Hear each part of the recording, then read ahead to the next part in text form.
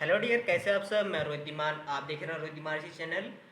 आज हम बात करने वाले हैं इन्वर्टर स्प्लिट एसी के बारे में, क्योंकि आज की जो हमारी टेक्नोलॉजी है इन्वर्टर स्प्लिट एसी की है। तो वो होता क्या है, एक सिंपल एसी इन्वर्टर एसी में क्या डिफरेंस होते हैं और क्या क्या इसके अंदर बेनिफिट होते हैं, इन सब बातों के हम डिस्कशन करेंगे और साथ में थोड़ा लेक्चर भी रहेगा 5 मिनट का, जिससे कि आप कंप्लीट तरह से आइडेंटिफाई कर सको कि इन्वर्टर एसी और सिंपल एसी में क्या क्या चीज़ होती है। देखिए, सबसे पहले तो अगर हम बात करें application of air conditioning and controls, air conditioning और कंट्रोल्स के बारे में क्या होता है। This module is design to get a clear idea about application of air conditioning and cooling load estimation. मतलब कि सिंपल सी बात है, हमारा जो एसी काम कर रहा है ये क्यों लगाया जाता है, हमारी कूलिंग लोड को लेके। मतलब हमें क्या चाहिए, कूलिंग चाहिए, ह्यूमन कंफर्ट चाहिए, तो उसको लेके हम डिजाइन करते हैं। Cooling load estimation is important to understand the capacity requirement of conditioning space. हमारा रूम कितना बड़ा है, हमें कितना वहाँ पे टीआर का एसी लगाना चाहिए जिससे कि हमें कूलिंग प्रॉपर तरीके से मिल सके।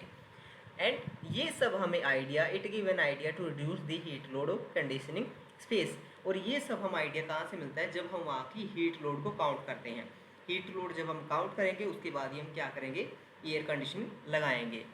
Automobile industry require lot of air conditioning technician, so much more importance gave to automobile AC, railway air conditioning, clean room AC, hospital AC, theatre AC, idea of refer AC, HVAC। मतलब बहुत से AC है जहाँ पे हर एक हम वे में use करते हैं। जैसे हमारा ट्रेन में हो गया, रूम में हो गया, हॉस्पिटल में हो गया, थिएटर में, हर एक वे में हमें जरूरत होती है। अब चलिए हम थोड़ा सा देख लेते हैं अब इन्वर्टर एसी क्या होता है। ये हमने एक सिंपल बात की है, ठीक है।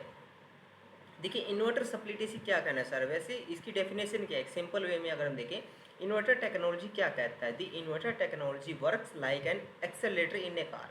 यह एक गाड़ी के अंदर जो एक्सीलेटर होता है, मतलब स्पीड अप डाउन, उसके ऊपर ये उसकी तरह काम करता है। When the compressor need more power it give more power. जब कंप्रेसर को जरूरत होता है ज़्यादा पावर जनरेट करने की, ज़्यादा स्पीड से चलने की, तो वो उतनी पावर को जनरेट करता है। When it need less power, जब इसको कम पावर की जरूरत होती है तो ये कम पावर पे काम करता है। With this technology the compressor is always on but always less or more power depending on the temperature of the incoming air and level set in the thermostat.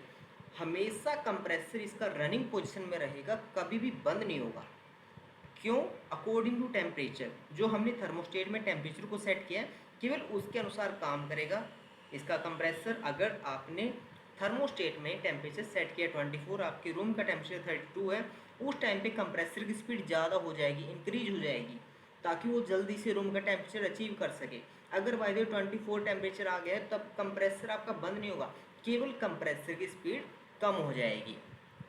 The speed and power of the compressor is adjustable approximately. This technology was developed in Japan. और ये जो technology है कहाँ से शुरुआत हुई इसकी, Japan में इसको टेक्नोलॉजी ने स्टार्टअप किया है and used it successfully for air conditioning and refrigerant. This technology is currently available only in split air conditioner. और ये जो क्या कह सकते हैं इसको, ये जो टेक्नोलॉजी है ओनली स्प्लिट एयर कंडीशनर में ही दी गई है।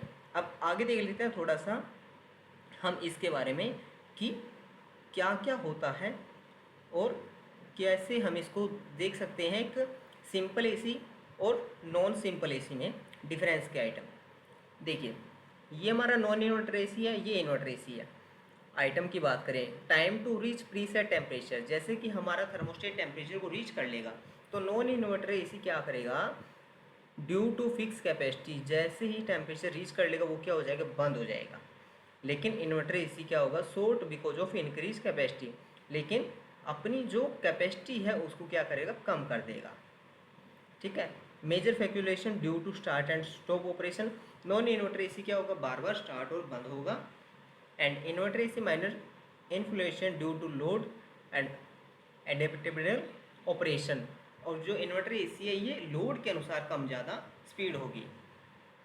नॉन इन्वर्टर एसी 5 से 6 टाइम रेटेड वैल्यू, इसके अंदर नॉन इन्वर्टर एसी में 5 से 6 बार क्या होती है, वैल्यू कम ज़्यादा हो सकती है। लेकिन इन्वर्टर एसी में 1.5 time rated value due to gradual increase at the start, मतलब जब भी इन्वर्टर एसी स्टार्ट होगा तो 1.5 टाइम ही उसकी जो वैल्यू है वो इंक्रीज होगी। नॉन इन्वर्टर एसी क्या करता है, डिक्रीज इन कैपेसिटी, कैपेसिटी को डिक्रीज करता है। Inverter AC decrease in capacity compensate by increase rotational speed. इस ये कैपेसिटी को डिक्रीज करता है, लेकिन कैसे इंक्रीज करेगा, किसको, रोटेशनल स्पीड को, कंप्रेसर की स्पीड को इंक्रीज कर देगा, जिससे कि कूलिंग है वो जल्दी से अचीव हो सके। Relativity long due to fix capacity and short due to maximum operation. Relative simply and extra part required. ठीक है, और इसके साथ ही मैंने एक और इसकी वीडियो का लिंक दिया है, जिसके अंदर मैंने अलग से भी कुछ बताया हुआ है। इन्वर्टर एसी और नॉन इन्वर्टर एसी के अंदर डिफरेंस क्या क्या होते हैं, उनके अंदर मैंने उसकी पावर के बारे में बताया हुआ है, बिजली खर्च के बारे में बताया हुआ है, और कैसे काम करता है और कौन सी मोटर होती है उनके बारे में बताया। उसका लिंक आपको डिस्क्रिप्शन बॉक्स में मिल जाएगा, जिससे आपको थोड़ा सा और अंडरस्टैंड होने के लिए सही रहेगा। तो आज की वीडियो में इतना ही, फिर मिलते हैं नेक्स्ट वीडियो में कुछ और नॉलेज के साथ। तब तक के लिए थैंक यू। आप देख रहे थे रोहित तिमार के साथ Rohit Timar channel, and thank you watching my video. Thank you.